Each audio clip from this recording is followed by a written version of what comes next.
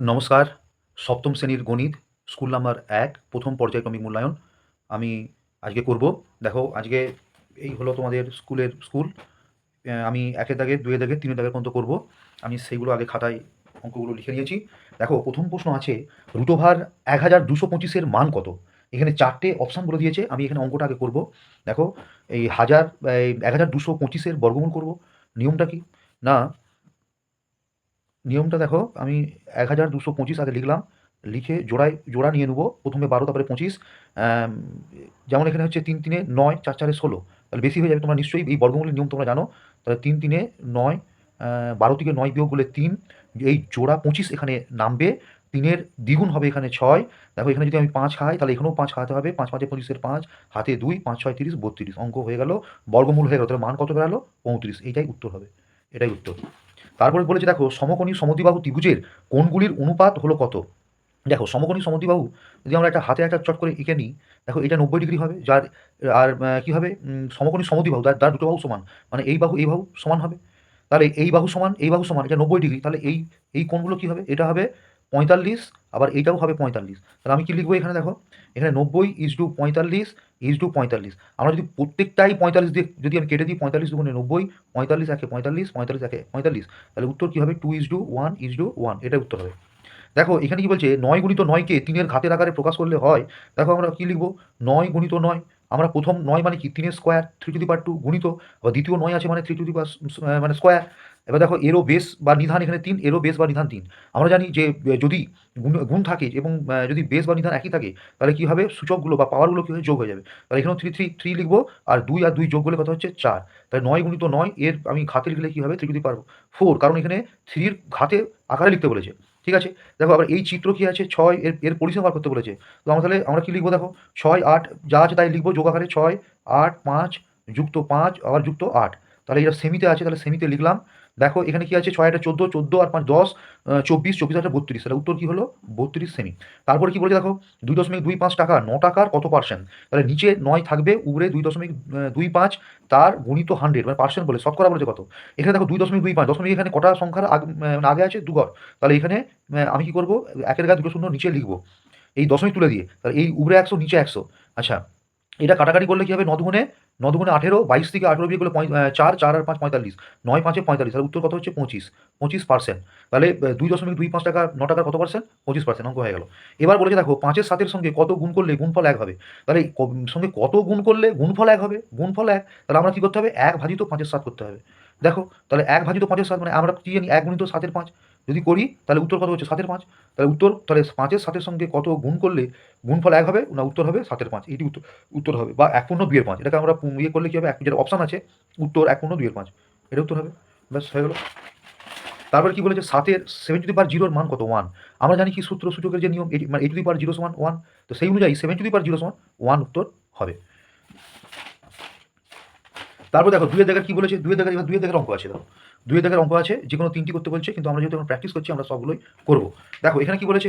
যে ১ ডজন ডিমের দাম ৭২ টাকা হলে, ১ ডজন মানে কটা? আমরা জানি হচ্ছে মানে কটি? না, ১২টি। ১ ডজন মানে ১২টি। তাহলে উত্তর কি লিখব? যে ১২টি ডিমের দাম, ১২টি, অঙ্কটা করব কি? ১২টি ডিমের দাম, ১২টি ডিমের দাম ৭২ টাকা। অতএব একটি ডিমের দাম ৭২ ডিভাইডেড বাই ১২। এবার কি বলেছে? ৩২টি ডিমের দাম। তাহলে কি হবে? ৭২ ডিভাইডেড বাই ১২ ভাগ করেছিলাম। এবার ডিমের সংখ্যা বেড়ে যাচ্ছে, তাহলে গুণ হবে। এটা ৩২ গুণিত ৩২। আচ্ছা, আমরা জানি কি ৬ বারণ ৭২, ৬ বারণ ৭২। এবার কি হবে? ৩২কে ৬ দিয়ে গুণ, ২ ৬ ১৮ ৮, ২ ৬ ১৮ ৮, সরি ২ ৬ ১২, ২ ৬ ১২, ২ হাতে থাকে ১, ৩ ৬ ১৮ একে ১৯, ১৯২ টাকা। তাহলে উত্তর কি হচ্ছে? তাহলে ১২টি ডিমের দাম ৭২ টাকা হলে, তাহলে একটি ডিমের দাম ৭২ বাই ১২, ৩২টি ডিমের দাম কি হবে? ৭২ ডিভাইডেড বাই ১২ গুণিত ৩২। তাহলে আমরা ৬ বারণ ৭২, ৬কে ৩২ দিয়ে গুণ করলে ৬ দিয়ে ১২ ২, হাতে থাকে ১, ৩ ৬ ১৮ একে ১৯। ঠিক আছে? এবার কি বলেছে? দুটি বইয়ের দামের অনুপাত ২.৫। দেখো তাহলে কি লিখব? প্রথম বই, প্রথম প্রথম বই ইজ টু দ্বিতীয় বই, প্রথম বই ইজ টু দ্বিতীয় বই বলেছে 2:5। আচ্ছা, প্রথম বইয়ের দাম কত বলেছে? প্রথম বইয়ের দাম, প্রথম বইয়ের দাম বলেছে ৩২২ টাকা, প্রথম বইয়ের দাম। এবার প্রথম বইয়ের দাম, তাহলে আমরা তো দ্বিতীয় বইটির দাম কত? আচ্ছা, প্রথম বই ইজ টু দ্বিতীয় বই, এটা আনুপাতিক ভাগ হার। প্রথম বইয়ের প্রথম বইয়ের কত আমরা জানি, আমরা অত লিখবো না।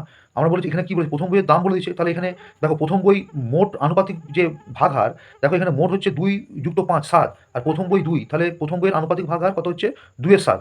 তাহলে লিখব কি 2 এর 7 অংশ বা অংশের দাম, 2 এর 7 অংশের দাম কত 322 টাকা।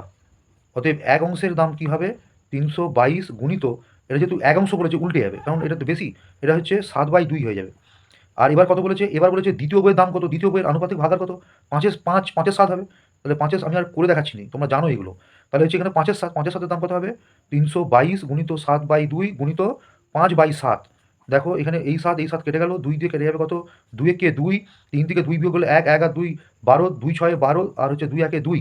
তো কত হচ্ছে 5 1 5, 5 6 30 এর 0 হাতে 3, 5 1 5, 5 3 8, 805 টাকা হচ্ছে এইটা। তাহলে 5 এর 7, 5 এর 7 অংশের দাম মানে দ্বিতীয় বইয়ের দাম, দ্বিতীয় বইয়ের দাম কত 805 টাকা। তোমার উত্তর লিখে দেবে। এখানে আরেকটা অঙ্ক আছে দেখো, এখানে একটা মান নির্ণয় বলেছে, এটা 0.07 মানে 7/1000, 100 লিখবো। 0.2 মানে 2/10, আর হচ্ছে 1 এর 2, এইটা লিখবো। 2 উপরে 2 নিচে 2 কেটে গেল।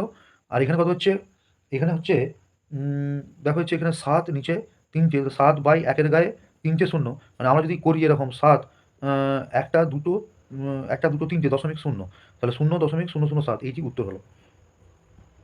ঠিক আছে, তাহলে এইটি উত্তর হলো। তারপরে দেখো, তারপরে একটা কী আছে, যোগ বিয়োগ দিয়ে দিয়েছি এরকম ব্র্যাকেট দিয়ে।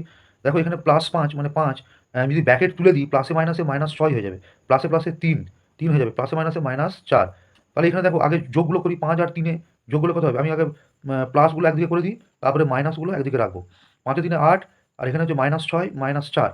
তাহলে এখানে কী করবো, 8 থেকে 2 বিয়োগ করলে, 8 থেকে 6 বিয়োগ করলে 2, বা আমরা এরকম করে করতে পারি 8 আর -10, -6 -4 -10, তাহলে -2 উত্তর হবে। উত্তর কী হবে -2।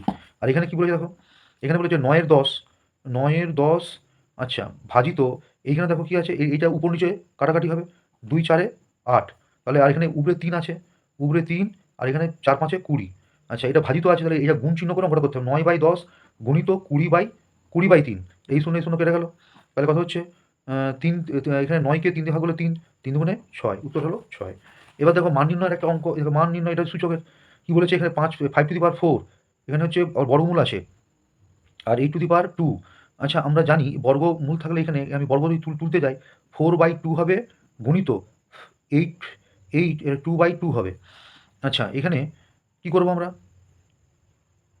আচ্ছা বর্গমূল দিয়ে, তোমরা এখন 7-এর তো, বর্গমূল দিয়ে করবো না, আমি এমনি জাস্ট এমনি সিম্পল করবো।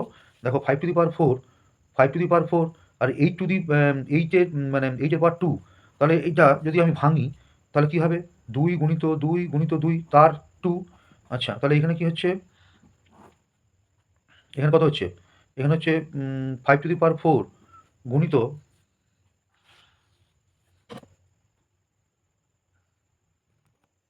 না অঙ্কটা এই রকম বর্গমূল দিয়ে অঙ্কটা করতে হবে, এই জন্য কাটাকাটি হয়ে গেল অঙ্কটা। ঠিক আছে, আমরা নিচে করবো, আমরা নিচে ফ্রেশ হবে আমরা করব। দেখো এখানে আমরা বর্গমূল আছে বলে এখানে 5/4, তো এইটা কী হয়ে যায়, এইটা এই বর্গ রুট তোলার জন্য কী হবে, এইটা এই 1 মানে 1/2 হয়ে যাবে, গুণিত এই 2/2 গুণিত 1/2 হয়ে যাবে। ঠিক আছে, তা দেখো এখানে হচ্ছে 4কে 2 দিয়ে কাটাকাটি করলে 2, আর এখানে 2 2 কেটে গেল, তাহলে এখানে 5 স্কোয়ার, আর এখানে হচ্ছে 8/1 মানে 8, আর 5 স্কোয়ার মানে 25, 25 গুণিত 8 মানে 200 উত্তর হবে। এটাই উত্তর। তাহলে এই রুট থাকলে রুটকে মানে রুটটা কী হবে, এইখানে এই যে পাওয়ার আছে, পাওয়ারের সঙ্গে 1/2 হিসাবে গুণ হয়ে যাবে, 2 গুণিত 1/2। আচ্ছা এই 4কে 2 দিয়ে ভাগ করলে 2, 5 স্কোয়ার, আর 2কে 2 কেটে গেল 1, তাহলে 8 হলো 200 উত্তর হবে। এবার কী বলেছে দেখো, এবার বলেছে এইখানে এর মান বার করতে বলেছে, দেখো 3 3, এই যে বেস 3 এরও বেস 3, এখানে 6, এটাকে ভাঙা যাবে, তাহলে কিসে ভাঙবো, 3 গুণিত 2, 3 গুণিত 2 তার হোল টু দি পাওয়ার 4 গুণিত 3/8, 3/10। তাহলে এখানে কী করবো, 3/4, এই হ্যাঁ, আর 2/4 হবে আলাদা করে, 3/8 হবে, এখানে 3/10, নিচে 10 আছে। আচ্ছা এখানে কী হবে দেখো, এইখানে দেখো এটা 3/4, এটা 3/8, তাহলে এইটা আমরা এরও বেস হচ্ছে মানে এরও নিধান 3, তার 3/12 হচ্ছে, আর 2/4 এখানে কী হবে 3/10।